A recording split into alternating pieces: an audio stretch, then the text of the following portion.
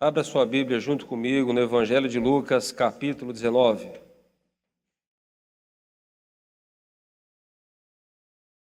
Evangelho de Lucas, capítulo 19.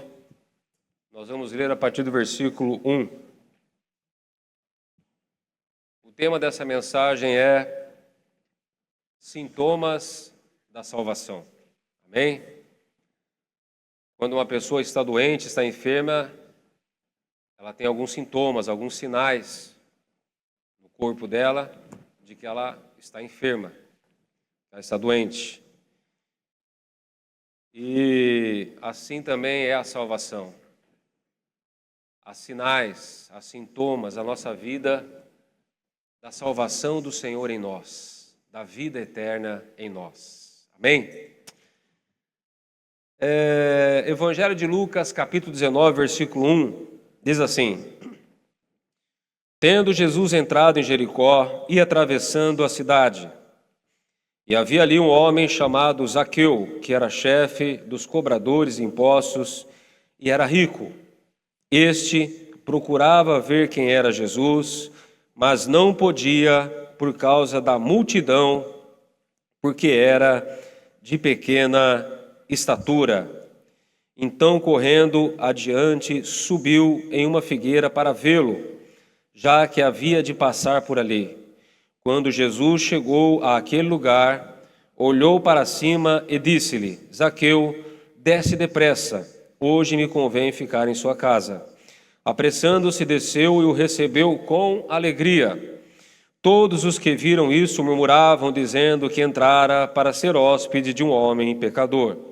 Zaqueu, porém, levantou-se e disse ao Senhor: Senhor, olha, eu dou aos pobres metade dos meus bens, e se em alguma coisa extorqui alguém, devolvo 4 vezes mais. Disse-lhe Jesus: Hoje veio a salvação a esta casa, porque também este é filho de Abraão, pois o Filho do Homem veio buscar e salvar o que se havia perdido. Amém? Meus amados, todos nós, a maioria daqueles que são mais antigos na igreja, conhece a história, o encontro entre Jesus e Zaqueu.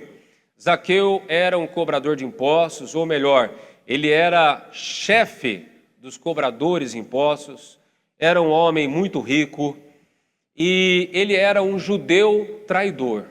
Por que ele era um judeu traidor? Porque ele trabalhava para o Império Romano. O Império Romano naquela época, eles dominavam praticamente o mundo todo. E Israel, o povo israelita, estava debaixo desse domínio, dessa escravidão do Império Romano. E o Império Romano cobrava altos impostos de todas as nações conquistadas. E Zaqueu, ele era um judeu traidor, era um traíra, porque ele era judeu, mas ele trabalhava como cobrador de impostos para o Império Romano. E, além de cobrar impostos para o Império Romano do seu próprio povo, ele ainda extorquia os mais ricos, ou seja, cobrava um imposto além do que deveria cobrar. Então, Zaqueu, aos olhos do povo judeu, aos olhos do povo dele, da sua própria nação, dos israelitas, ele era uma escória, ele era um traidor, ele era uma pessoa que não era bem-vinda a lugar nenhum. E o texto diz que Jesus entrando na cidade de Jericó, Zaqueu, esse traíra, esse pecador, esse homem odiado pelos seus próprios irmãos, pelo seu próprio povo, a Bíblia diz que ele estava ali, naquele lugar, e que ele desejava ver Jesus. E Zaqueu, ao contrário da maioria dos personagens da Bíblia, ele não tinha nenhum problema. Porque a maioria dos personagens da Bíblia que procuravam Jesus, buscavam a Jesus por quê? Porque tinha algum problema. Jairo, príncipe da sinagoga, ele virou as costas para o judaísmo, ele se prostrou diante de Jesus, se ajoelhou perante Jesus, e clamou para que Jesus fosse até a sua casa e orasse pela sua filha que estava à morte, estava quase morrendo. A mulher do fluxo de sangue, 12 anos com aquela hemorragia, ela sai da sua casa, ela atravessa pela multidão e ela toca nas vestes de Jesus para receber a cura, porque ela dizia para si mesma: se tão somente eu tocar em suas vestes, eu serei curada. Em Lucas capítulo 8, nós vemos aquele leproso que se ajoelhou diante de Jesus e falou: Senhor, se tu quiseres, podes me limpar. E Jesus falou: eu quero. E limpa e cura aquele leproso. Então, quando nós olhamos o Evangelho e nós olhamos para as pessoas que se aproximaram de Jesus, a maioria delas tinha um problema para resolver. O centurião vai até Jesus, né, e clama para que ele vá até a sua casa para que orasse pelo seu servo que estava doente. Agora, ao contrário desses personagens da Bíblia, meus amados, Zaqueu, ele não tinha problema nenhum a não ser no caráter. A Bíblia diz que ele correu, né? A Bíblia diz aqui, ó, e então correndo, versículo 4, adiante, subiu em uma figueira para vê-lo. Uma pessoa que corre, uma pessoa que sobe numa árvore, ela tem problema de saúde, sim ou não? Não, não tem problema de saúde. Então Zaqueu não tinha problema de saúde. Zaqueu não tinha problema financeiro, porque a própria Bíblia diz que ele era o quê? Ele era um homem rico. Então ele não tinha problema financeiro, não era doente, não havia ninguém doente na sua casa. Então Zaqueu, ele simplesmente queria ver quem era Jesus. Havia um desejo no coração de Zaqueu de ver quem era Jesus. Meus amados, todos nós, a maioria de nós aqui na igreja, nós nos achegamos até Cristo, nós fomos até Jesus, porque nós precisávamos de Jesus para solucionar, para nos ajudar a resolver algum problema da nossa vida. Alguns vieram até a igreja porque estavam enfermos, doentes. Outros vieram até a igreja porque estavam com um problema enorme no casamento. Outros vieram à igreja porque estavam com um problema financeiro muito grave. E tantos outros problemas que levam as pessoas a buscarem a Jesus, a buscarem a Cristo. E isso, meus amados, não está errado. Pois eu digo para você com certeza, se você está passando por alguma luta, se você está passando por alguma dificuldade, se você está passando por alguma dor, e você veio aqui para tentar resolver através de Cristo, você veio no lugar certo. Porque aqui você vai encontrar aquele que tem o poder para resolver todo tipo de problema. Não está errado. Não está errado.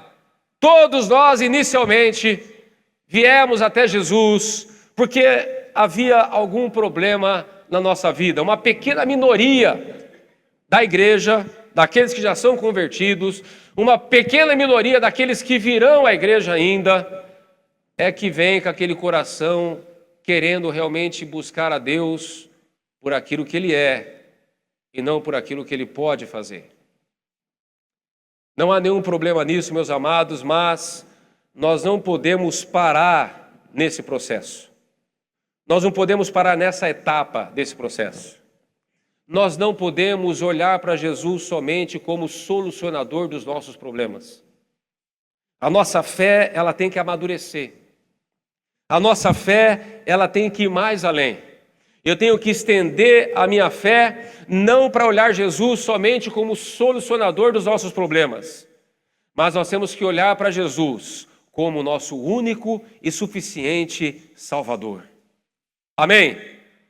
Porque, meus amados, se existe um problema que nós precisamos resolver urgente na nossa vida, é o problema da salvação.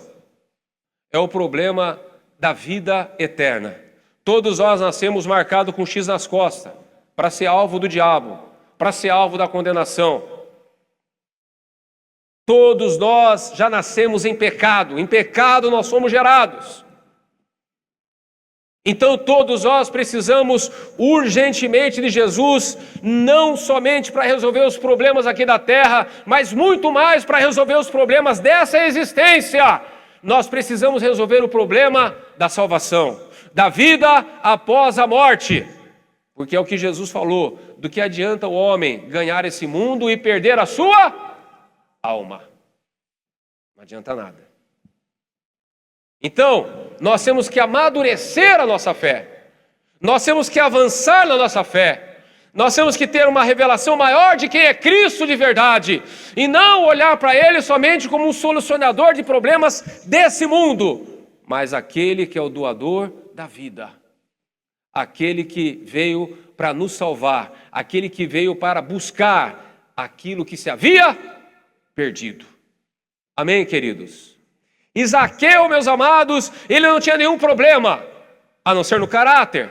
Ele não tinha problema financeiro, não tinha problema no casamento, não tinha problema de saúde. Ele simplesmente queria ver quem era Jesus. E Jesus, quando está entrando na cidade de Jericó, Jesus olha para cima e ele vê Zaqueu na árvore. E quando ele vê Zaqueu na árvore, Jesus faz uma leitura rápida do coração de Zaqueu. E Jesus vê no coração daquele homem uma sede, um desejo. E aquilo que Jesus vê no coração de Zaqueu é tão forte, meus amados, que, ao contrário de Jairo, que convidou Jesus para ir na sua casa, o próprio Jesus, olha que coisa linda, o próprio Jesus se convidou para ir na casa de Zaqueu. Zaqueu, hoje me convém pousar em sua casa. Meus amados, que coisa linda isso. A Bíblia diz no Salmo 51, 17, a um coração contrito e quebrantado, Deus não desprezarás. Isaías 44, 3, a parte A do versículo diz o quê? E derramarei água sobre o sedento. Quando Jesus viu o coração de Zaqueu, Jesus viu algo ali tão maravilhoso que o próprio Jesus se convidou para ir na casa de Zaqueu. Zaqueu não precisou falar nada.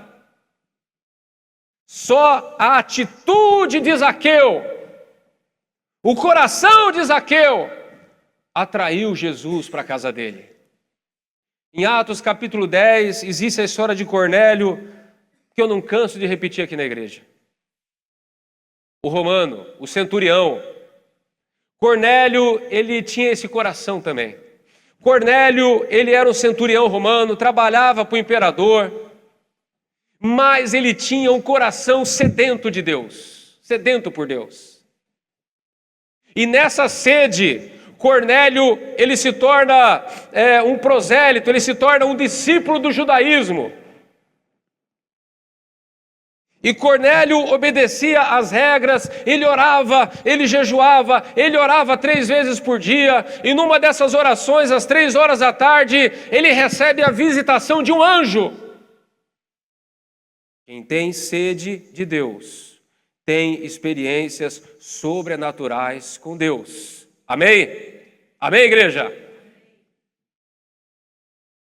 E o Cornélio vai até a casa de Cornélio, ou melhor, o anjo vai até a casa de Cornélio, e o anjo fala para Cornélio: Cornélio, as tuas orações e as tuas esmolas têm subido diante de Deus, tem subido como memória diante do Senhor. Envia um soldado, um mensageiro até a casa de Jope, e ali convida um homem chamado Pedro para vir até a sua casa, e ele vai te falar das palavras da vida. Meus amados, Deus, ele olhou do céu para a terra e viu o coração de Cornélio. Deus olhou lá do céu e olhou para Cornélio e falou assim: não, eu preciso escrever o nome desse homem no livro da vida. Eu preciso derramar salvação sobre esse homem, porque ele quer a verdade, porque ele deseja realmente a minha presença de verdade. Queridos, quando Deus vê um coração dessa forma, Ele mesmo se convida para nos visitar.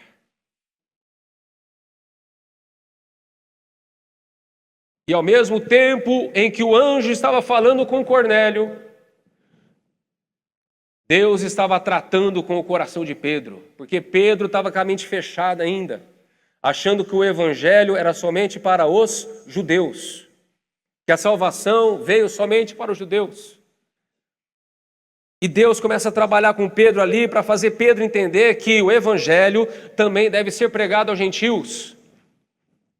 Então ele aceita o convite de Cornélio, vai até a casa de Cornélio, e uma pregação muito simples, uma palavra muito simples. Pedro começa a discorrer ali a vida e a morte de Cristo.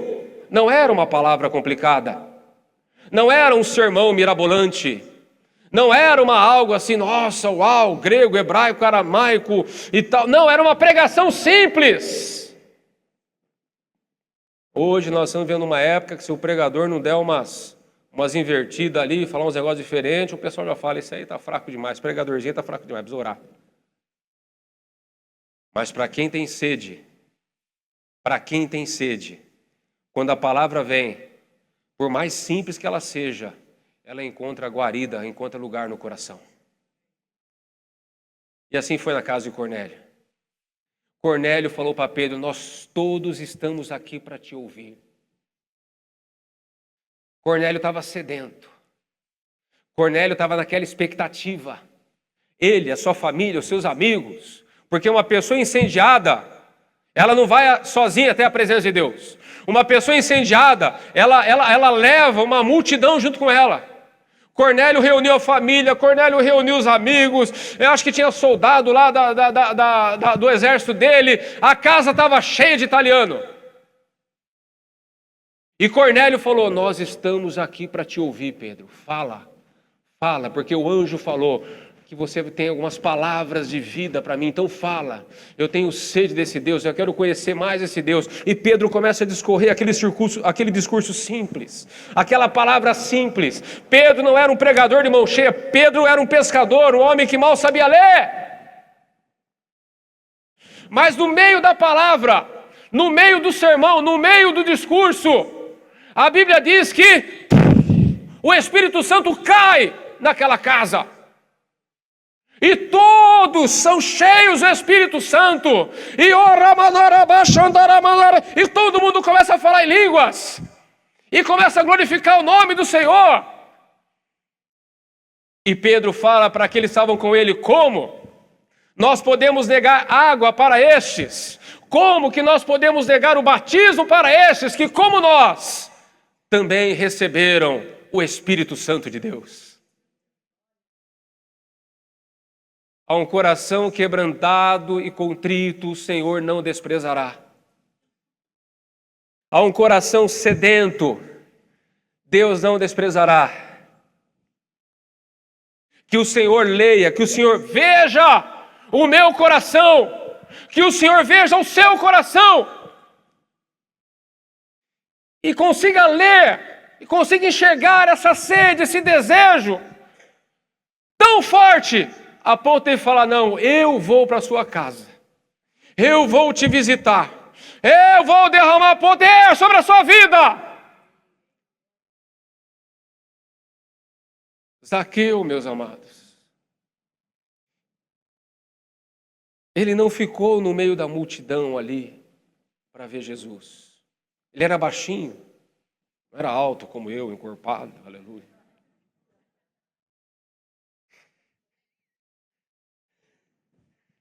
É, Jesus.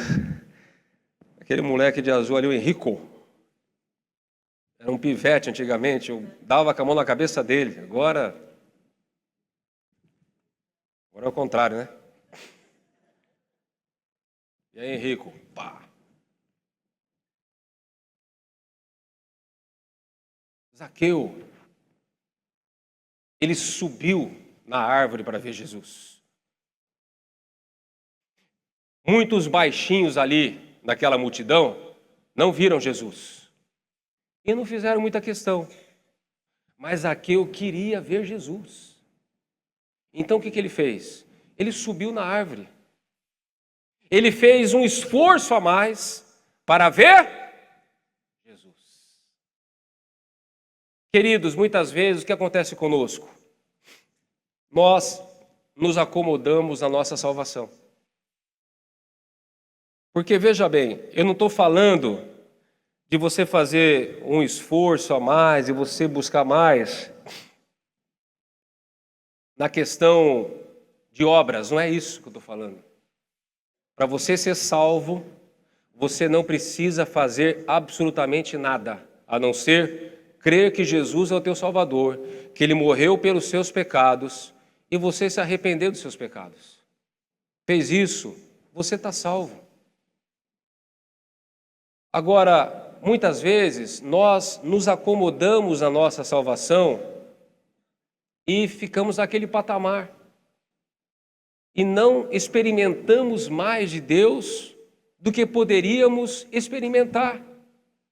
Porque nós estamos ali acomodados. Não, vamos subir na árvore para ver Jesus. Não. Subir na árvore cansa muito.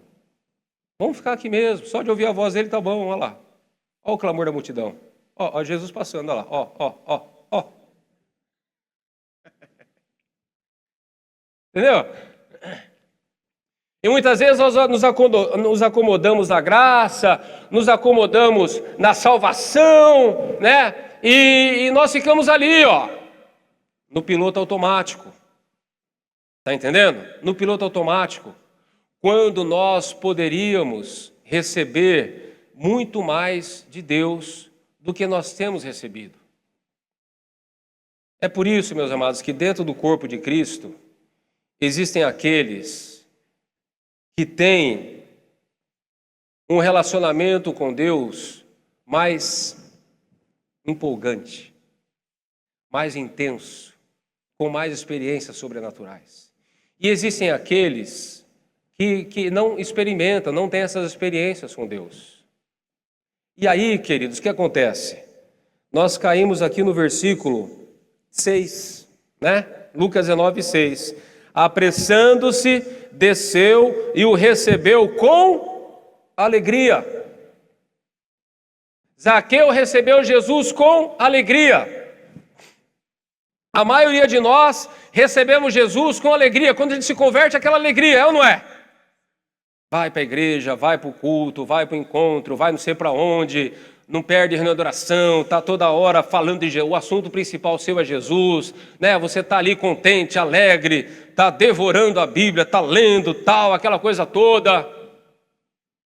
Mas aí, com o passar do tempo, aquilo você vai se acomodando,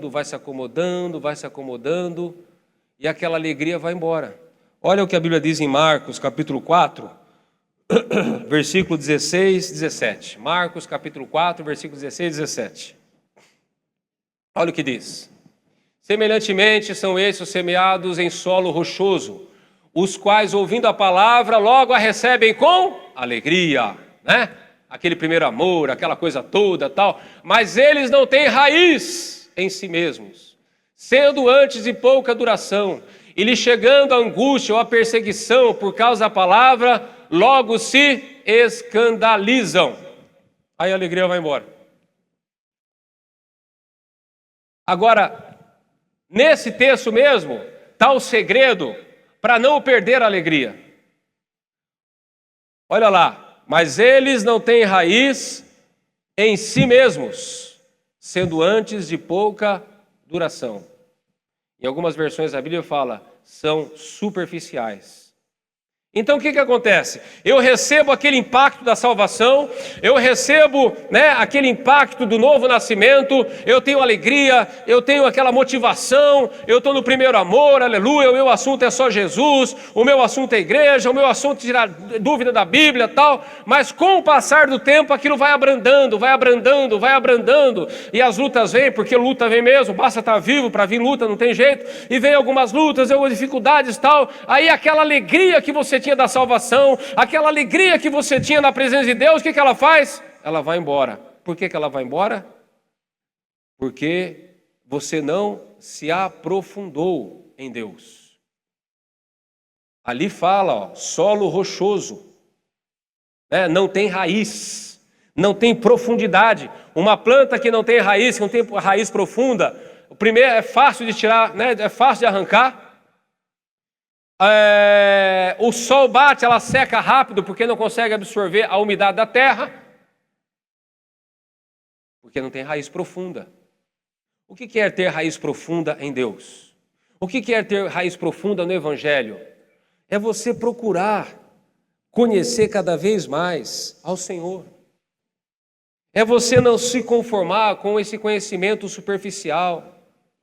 É você, né, buscar mais a Deus intensamente e querer entender cada vez mais o coração de Deus, entender a vontade dele para a sua vida, entender a vontade dele para o homem, procurar, né, ler a Bíblia, interpretar, e investigar, e orar em cima da palavra, né, e receber revelação, tal. E tudo isso vai enchendo o nosso coração, meus amados. De tal forma que aquela alegria, que aquela intensidade, que aquele fervor, aquele desejo por Deus, ele não vai embora. Ele não vai embora. Em toda a sua caminhada cristã, você continua orando fervorosamente, buscando, querendo cada vez conhecer mais a Deus, querendo ser usado por Deus para abençoar e ajudar a vida de outras pessoas, de ganhar almas para Jesus, de trabalhar para o Senhor no serviço cristão, de fazer, né, de dispor os seus talentos, de dispor os seus recursos para Deus. E tudo isso vai motivando, e tudo isso vai trazendo cada vez mais alegria ao nosso coração. Aí você sai daquela rotina de ir no culto no domingo, tal, ouvir uma palavra, volta para casa, aí no próximo domingo você ouve mais uma palavra boa. Aí no culto do próximo domingo volta de novo, sabe? Não é uma vida acomodada. Não é uma vida cristã acomodada, mas uma vida cristã intensa com o Senhor. Aonde a sua agenda não é só família e trabalho, a sua agenda é Jesus, família e trabalho. Amém, queridos? Amém? Continuando aqui no texto. Versículo 7. Todos os que viram isso murmuravam, dizendo que entrara para ser hóspede de um homem pecador. O povo já olhou torto para Jesus, né? É a mesma coisa e vocês virem eu entrando na casa do Lula para almoçar, para jantar. Já vão falar mal de mim. Pastor Arthur, conversando. Os fariseus, meus amados. Os fariseus, né? Lá em Mateus, né? Mateus 23. Jesus ali, ele narra, né, uma lista de todas as características dos fariseus. Mas como é um texto muito longo, eu só vou ler um resumo que eu fiz de Mateus 23. Característica dos fariseus. Número 1. Não fazem o que dizem. Prega, mas não vive. Número 2. Colocam fardos pesados nas pessoas, mas eles não fazem nada. Por exemplo, irmãos, nós temos que jejuar, né? Você tem que jejuar 2, 3 dias pelo menos. Mas eu mesmo não jejuo nem o café da manhã. Né? Colocam um fardo pesado demais sobre as pessoas, mas ele mesmo não paga o preço, não faz aquilo que ele exige de outros. A Alessandra pediu para mim não entrar em muito detalhe aqui, mas eu vou entrar. Porque, queridos, essa questão de comportamento do fariseu é algo que muitas vezes nós praticamos sem saber. Você sabia que os pais, muitas vezes, eles se comportam como os fariseus? Principalmente nessa época de hoje. Então, o que acontece? O pai, ele coloca o seu filho numa escola cara, ou numa outra escola mais barata, ou até mesmo na escola do estado. Não importa a escola. Mas ele pega e ele fala assim, ó, não quero saber de nota 8, hein? É 10. Se não tirar 10, nós vamos conversar. Só que o próprio pai, quando ele estava na escola, ele não tirava nem, né? Não tirava nem 7, o coitado. não fez faculdade, não fez nada, e fica pesando no filho. Não, tirar nota 8, 8 eu não aceito, é 10. É por isso que tem um monte de criança, ou melhor, adolescente, com crise de ansiedade. Vai ter prova, a criança já fica desesperada já. O adolescente já fica desesperado já, porque ele tem que tirar 10. Se ele não tirar 10, ele já sabe que a conversa em casa vai ser diferente.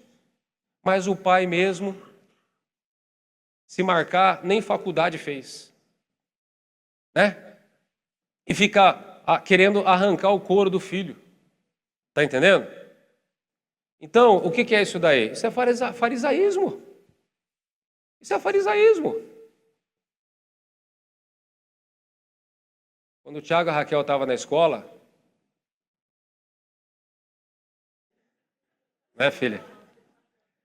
Quando o Tiago e a Raquel estavam na escola, eu comecei a observar eles na escola, eu falei, esses aí já puxaram o pai mesmo. Esses aí puxaram o pai, puxou a mãe também, né? E eu já comecei a entender que eles não iriam entrar numa faculdade federal, estadual. Eu falei, não adianta eu forçar a barra, porque não vai adiantar. O Tiago e a Raquel era que nem eu na escola, fazia pro fumo. Sabe o que é fazer pro fumo? Fazia pro fumo. Né? Quanto que precisa tirar? Precisa tirar 7. 7. Quanto precisa tirar? Precisa tirar 8. 8. Não, se tirar 6, essa matéria aqui passa. 6. Né? Só que, meus amados, presta atenção em uma coisa muito importante que eu vou falar para todos vocês. Jamais passou pela minha cabeça que os meus filhos iam passar necessidade nessa vida por não estudarem numa universidade federal ou estadual. Porque, veja bem, meus amados, eu não estou aqui dizendo que nós não devemos exigir dos nossos filhos que eles estudem. Não é isso que eu estou falando. Tem que estudar. Hoje em dia tem que estudar, tem que ter um diploma universitário, um curso superior. Né? Hoje em dia exige.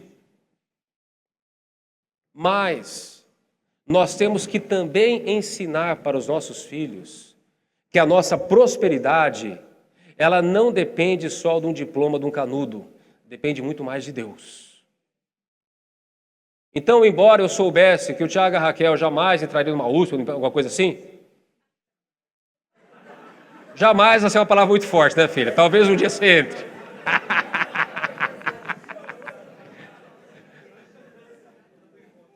Porque se eles quiserem, é o tal negócio, né?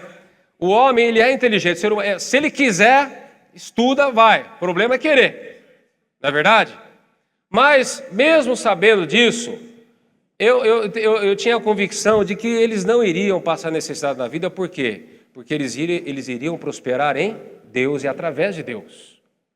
E, de fato, é o que tem acontecido na vida deles, graças a Deus. Amém? Então, veja bem, eu não sou contra, né, vocês colocarem os seus filhos para estudarem, exigir. É saudável, é bom e deve ser feito. O povo hoje anda muito ignorante. Vai chegar uma hora que vai estar impossível de ler a Bíblia. Porque ninguém sabe português, ninguém sabe mais nada. A coisa está difícil. Mas nós também temos que ensinar os nossos filhos a dependerem de Deus. A dependerem de Deus. Então, muitas vezes, a gente tem esse comportamento farisaico com os filhos, exigindo deles coisas que nem nós conseguimos cumprir. E que talvez nós não conseguiríamos cumprir hoje. Será que se hoje eu fosse para uma escola, eu ia tirar a nota 10? Não. Já vou falando por mim mesmo. Não ia tirar a nota 10. Entendeu? Aí eu vou ficar exigindo. Então, nós temos que, né, deixar de ser fariseu e entender, muitas vezes, que nós também erramos, que nós também não fomos aquela coisa toda. Uma vez o Tiago, coitado, cortou o cabelo, parecia o corte do cão. Eu falei, não é possível que esse moleque cortou o cabelo desse jeito. Fiquei bravo com ele, eu fiquei cabreiro com ele. Aí eu fui pro banheiro, bravo, fui pro banheiro e olhei no espelho. Calma. Eu olhei pro espelho e quando eu olhei pro espelho, o Espírito Santo começou a falar comigo. Amados, isso não é simpatia, tá? Não, o pastor falou que se olhar para o espelho, o Espírito Santo fala. Nada disso, né? Foi uma coincidência que aconteceu. Eu olhei para o espelho assim, e aí o Espírito Santo começou a falar comigo. E o Espírito Santo começou a lembrar dos cortes que eu fazia quando eu tinha a idade dele. Eu falei, Jesus amado. Aí na hora, aquela ira passou. Né? Porque quando eu tinha a qualidade que ele tinha, eu também fiz uns cortes que pareciam, né, uma coisa de doido. Está entendendo? Então, queridos, nós temos que tomar muito cuidado com esse excesso de farisaísmo, de religiosidade, de exigência. A igreja é muito legalista. A igreja gosta de acusar. A igreja gosta de pesar. Os jovens, perdoa jovens, mas jovem é legalista. É ou não é? É verdade? Não vê, ô Vitória, para. Olha para o espelho também. Para com isso. Olha ela ali. Eu não sou, porque tem nada a ver. Jovem é legalista, jovem acusa, jovem separa, jovem isola. Não, porque esse daí desviou, isso aí não tem mais vez. Voltou, agora vou tá vendo? Desviou, voltou, está tudo detonado, agora voltou para a igreja e tal. É desse jeito. Uma vez, quando eu era jovem, eu e o Tim, a gente era jovem e tal, né? Nessa época já estava firme na igreja, aquela coisa toda, orando, jejuando, subindo no monte, orando, super crente, cheio de querer. Aí um colega nosso, o Léo, ele se converteu. Aí ele se converteu, tal, glória a Deus, aleluia. Só que sabe como é que é? O novo convertido, tem novo convertido e tem novo convertido. Tem novo convertido que ele se converte, é assim, ó. Do dia para a noite ele para de beber, para de fumar, para de falar palavrão, para com tudo, é uma bênção. Mas é raro acontecer isso. E o Léo, ele se converteu e estava caminhando, indo para a igreja, tal, né, era conhecido nosso, tal, até que um dia ele derrapou na curva e tomou naquela época a gente falava, tomou uns goró. Tomou uma cerveja, tal, né, e a gente ficou sabendo. E o coitado era novo convertido. Aí estava eu e o Tim descarregando cimento na rua pública, assim. Estava lá na rua descarregando cimento, estava lá em cima do caminhão passando carga. Aí o Léo passa, no outro lado da calçada. Aí a gente já começou. Aí, Léo, ó, tô sabendo, hein, ó, aqui, ó, tô sabendo aqui, ó, cachaça, pá. E o Tim também, Léo, tá enchendo a cara, não sei o que lá, tal. Ele só deu uma risadinha e foi embora. Conclusão, saiu da igreja. Depois deu o que fazer para ele voltar. Mas olha só o comportamento, meus irmãos. Às vezes eu fico pensando, até hoje, né? Como é que Deus me escolheu para ser pastor? Até hoje eu não entendo isso. Até hoje. É que nem diz a Bíblia, né? Quem pode compreender a mente do Senhor, né? Que até hoje, se eu fosse Deus, jamais eu escolheria eu para ser pastor. Olha a complicação. Tem que ter paciência. Tem que ter, né? Poxa vida, deixa de ser fariseu. A pessoa está em processo de conversão. A pessoa está ali, né, caminhando. O importante é que ela está caminhando com Jesus, ela está tentando. Então não fica ali cobrando, pegando no pé. Não pode fazer isso, pode fazer aquilo. Olha, eu vi que você tomou cerveja, não sei o que lá. Queridos, não é assim que funciona. Eu lembro que quando eu fui batizar, eu falei para Jeová, hoje é a última, é a saideira, aleluia. Amanhã é batismo nas águas. Olha, Deus, aleluia. Amanhã eu vou descer, amanhã vai ser diferente e tal, chapado já. Aí no outro dia eu apareci, todo bonitinho, com a bata branca, parecia um anjo, Arturiel. Raladinho no queixo, que eu caí, né? Chapado, ralei o queixo. Todo ali bonitinho. Aí eu batizei e falei, Jesus, agora é só água e refrigerante, aleluia. Passou um mês depois, eu estava ali já de novo. Bebi de novo, caí de novo. E foi um período para mim realmente se libertar do álcool totalmente. Então, queridos, nós temos que ter paciência, né? Ter paciência com aqueles que estão no processo de conversão, que estão ali, né, lutando contra o pecado. Às vezes dá uma derrapada na curva, às vezes cai e tal, mas não seja fariseu. Uma vez o irmão veio falar comigo, acho que ele tinha tomado uma overdose de house. Sabe quando o cara fuma e enche a cara de house para não aparecer o bafo? Paz o Senhor, pastor! Falei, nossa, esse irmão vai morrer de tanto comer house, porque não é possível. Mas eu não falei nada para ele. Falei, irmão, esse negócio de cigarro aí, cigarro é a chupeta do diabo, para com isso e tal. Não falei nada para ele, fiquei na minha. Porque ele está no processo, ele está ali, cara, tem que ter paciência. Vamos orar por ele, vamos abraçar, vamos ajudar, vamos aconselhar. Mas sem acusar, sem ficar pegando no pé, sem ficar exigindo no novo convertido que ele seja um super crente. Amém, queridos? Não seja fariseu. O fariseu, tudo que ele faz é para ser visto pelos homens. Ele quer ser bajulado, ele quer ser visto pelos homens, né? Eles não entram no reino dos céus e não deixam entrar quem quer. Tem pessoa que é assim, é um impedimento dentro da igreja. Tem irmãos que, olha, só por Deus, são avarentos, cumpre os pormenores da lei, mas negligencia o amor, a misericórdia, a fé. Isso se aplica mais àquelas igrejas que têm doutrina. Sabe aquelas igrejas que têm o famoso RI? Quem já participou de igreja assim? Você já participou, né, da Deus é Amor, né? O RI. Olha eu falando da igreja e está gravando aqui. Depois você apaga aí, Sênio. Zé Roberto também, né, Zé? O RI. Regimento interno. Então a pessoa ela se apega mais à doutrina da igreja do que à própria palavra de Deus. A pessoa ela crê mais no RI, mais no regimento da igreja, da doutrina da igreja, do que na própria palavra de Deus. É o fariseu. Tem aparência de espiritual, mas por dentro está podre. É um sepulcro caiado.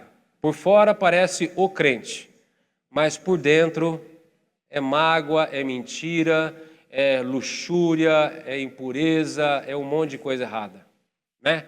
Ele só tem aquela capa, não é verdade? Só tem aquela capa. Mas caminhando aqui para o final, vamos lá. Evangelho de Lucas, capítulo 19, versículo 8. Zaqueu, porém, levantou-se e disse ao Senhor: Senhor, olha, eu dou aos pobres metade dos meus bens, e se em alguma coisa extorquir alguém, devolvo 4 vezes mais.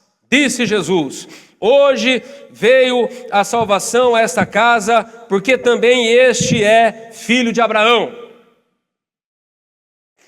Zaqueu, ele começou a ter o quê? Sintomas da salvação. Ali na presença de Jesus, Zaqueu ele teve aquela convicção do pecado.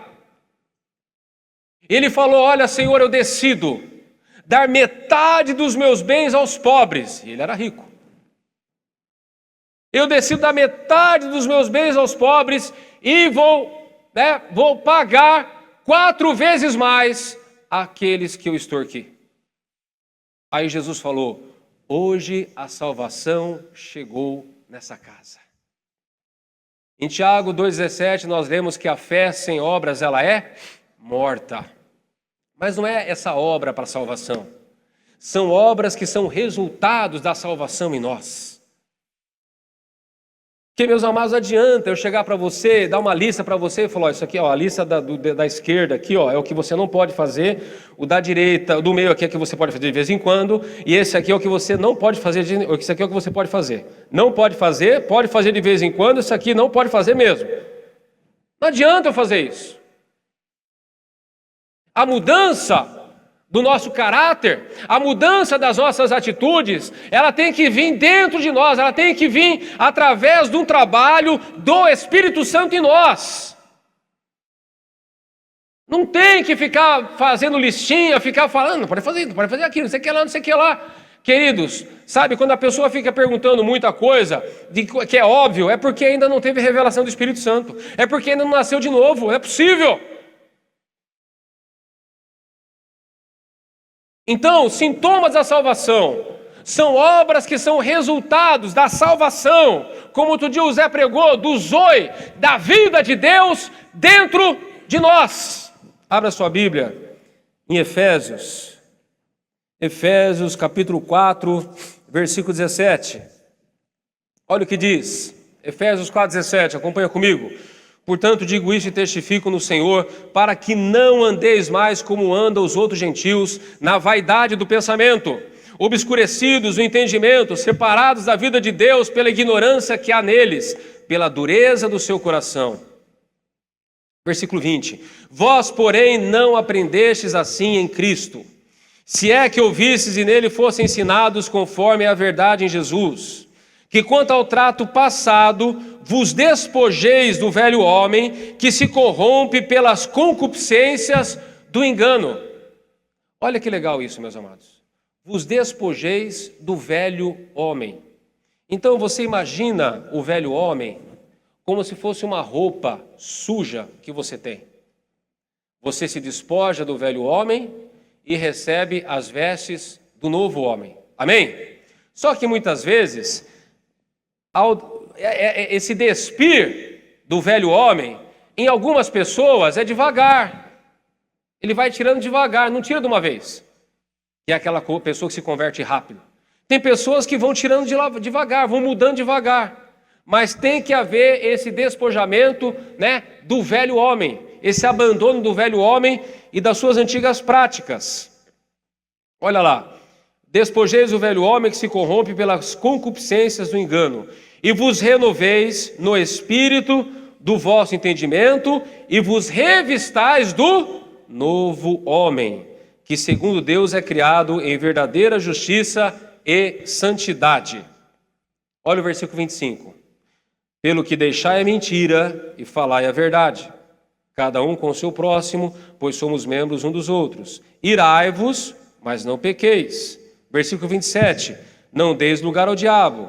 Versículo 28, aquele que furtava, não furte mais. Versículo 29, não saia da vossa boca nenhuma palavra torpe. Para de falar palavrão, meu irmão, em nome de Jesus. Olha lá, mas só a que for para promover a edificação, conforme a necessidade, para que beneficie aos que a ouvem. Não entristeçais o Espírito Santo de Deus, no qual fostes selados para o dia da redenção. Livrem-se de toda amargura, ira, cólera, gritaria, blasfêmia e malícia. Antes, sede uns para com os outros benignos, compassivos, perdoando-vos uns aos outros, como também Deus vos perdoou em Cristo. No capítulo 5, versículo 1, ele fala assim: sede, pois, imitadores de Deus, como filhos amados, e andai em amor. Coisa linda. Como também Cristo vos amou e se entregou a si mesmo por nós, em oferta e sacrifício em cheiro suave. Sintomas da salvação, meus amados. Uma mudança, uma atitude diferente daquilo que você era antes de conhecer a Jesus como Salvador. De antes de você nascer de novo, é necessário, é mistério. Tiago escreveu, a fé sem obras ela é morta. Não adianta você falar, não, porque eu me converti, porque agora eu sou evangélico, mas você continua agindo, falando da mesma forma como você já fazia antes. Cadê os sinais da salvação na sua vida? Cadê os sintomas da salvação na nossa vida? Cadê a presença do Espírito Santo mudando a nossa vida? Então, queridos, acima de tudo, o Evangelho é essa mudança de caráter que aconteceu com Zaqueu e que acontece com todos aqueles que realmente se entregam a Cristo. E aqueles que ainda estão nesse processo, não sejamos fariseus com eles, mas vamos ter paciência, orar, aconselhar e ajudá-los a encontrar a perfeita, agradável e boa vontade de Deus, em nome de Jesus. Amém, queridos? Vamos ficar de pé em nome de Jesus. Louvado seja Deus. Louvado seja o nome do Senhor. curve a sua cabeça, feche seus olhos e deixe essa mensagem falar um pouco mais ao seu coração. Nós falamos aqui de Jesus estar lendo o nosso coração. E quando Jesus olha para o nosso coração, qual é a mensagem que nós estamos passando para Ele?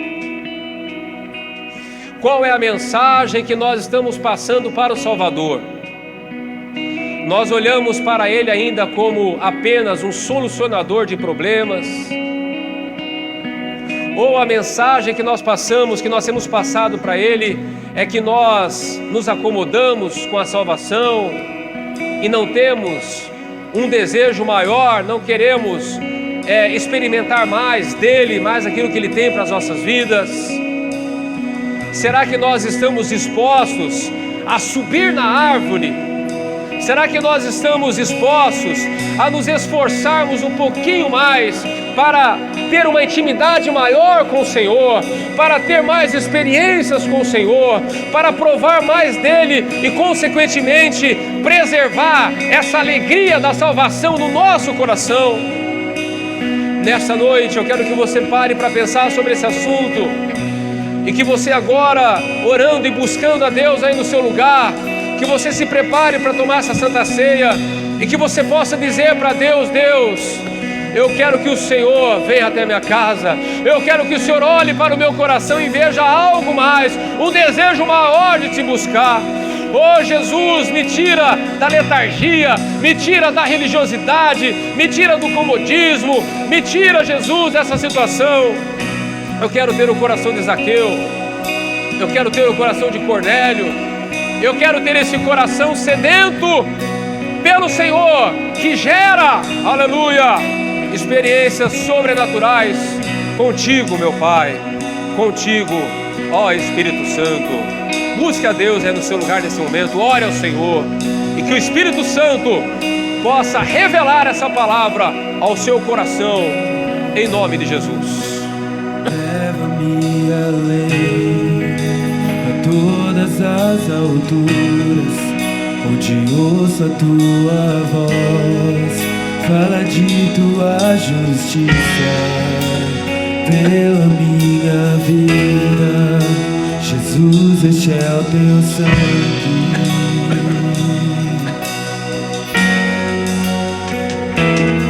Tua cruz mostra a tua graça, fala do amor do Pai, que prepara para nós um caminho para Ele, onde posso me achegar somente pelo sangue.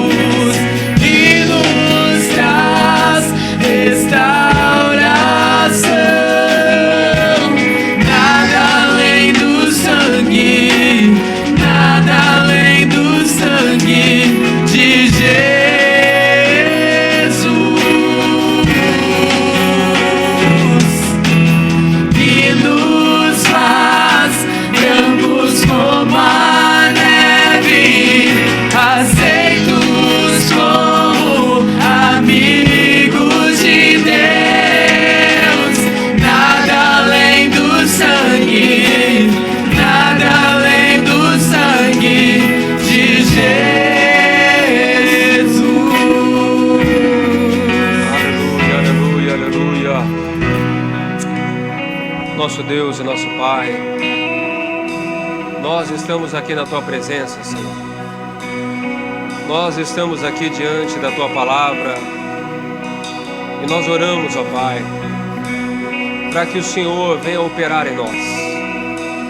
Tira todo o farisaísmo, tira toda a religiosidade, toda a capa de crente, que nós possamos servir ao Senhor em espírito e não na letra, meu Pai, não no gatilho e na frieza da religiosidade, Senhor.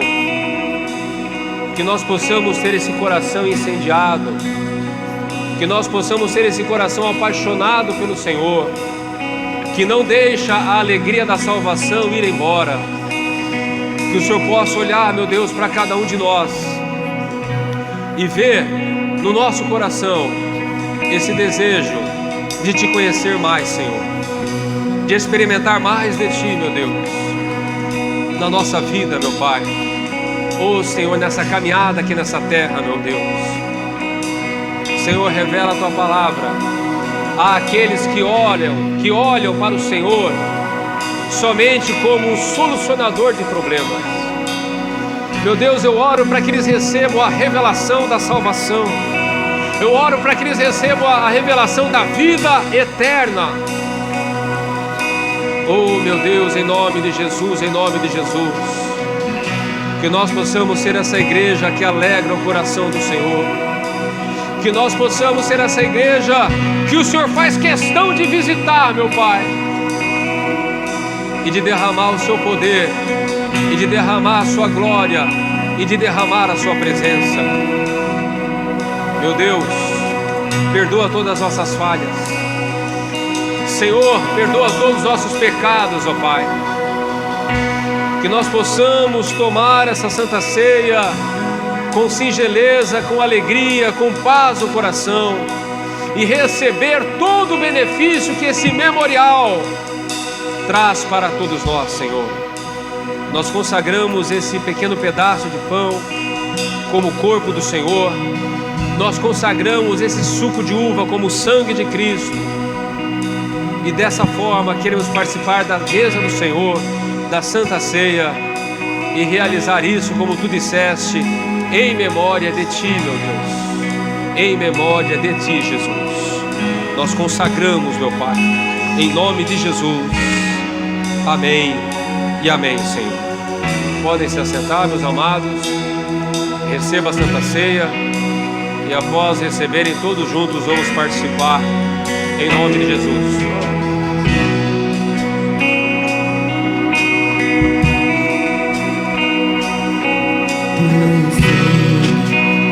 Leva-me além a todas as alturas, onde ouço a Tua voz, fala de Tua justiça pela minha vida.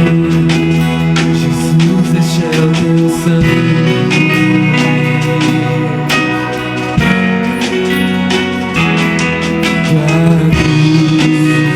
Mostra Tua graça, fala do amor do Pai, prepara para nós caminho para Ele, onde posso me achegar somente pelo sangue.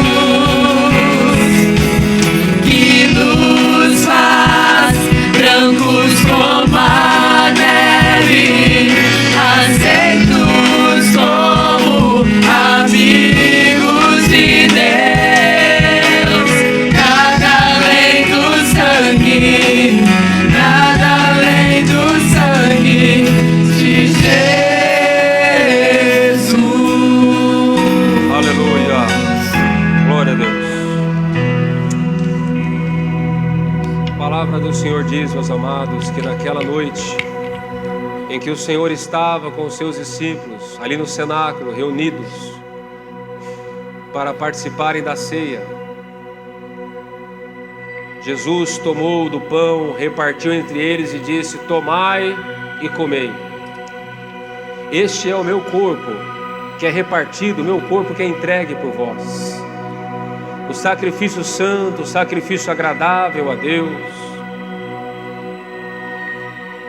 A morte do Salvador o justo que morreu pelos injustos, para nos dar a salvação, para nos dar a vida eterna. Jesus, nós te adoramos, nós bendizemos o teu santo nome. Te agradecemos, Senhor, por essa entrega que nós não merecíamos. Obrigado, Jesus, porque o Senhor nos amou até o fim, porque o Senhor nos amou até a morte de cruz. E nós te adoramos, nós te bendizemos por isso. Muito obrigado, Senhor. E nessa noite nós participamos dessa ceia e o fazemos em memória de Ti, Jesus. Podem comer, meus amados.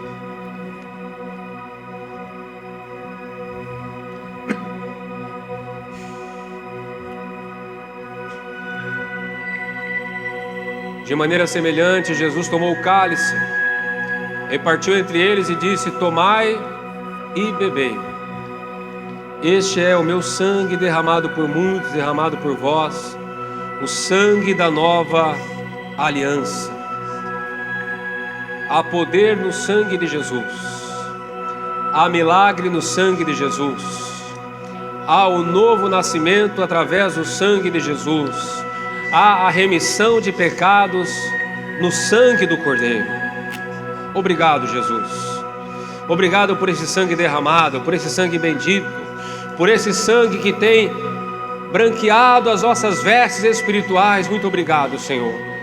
Nós te louvamos, nós te adoramos, bendizemos o teu santo nome e o fazemos em memória de Ti, Jesus. Podem beber, meus amados.